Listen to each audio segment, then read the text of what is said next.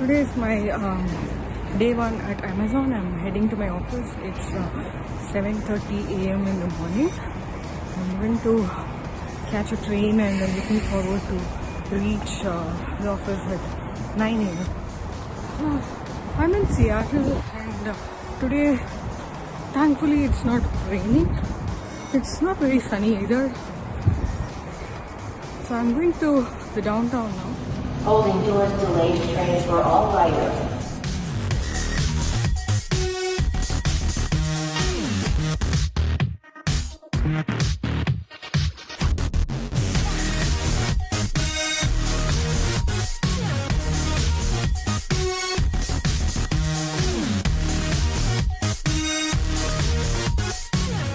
Came to a coffee shop to get some coffee. Cup looks cute.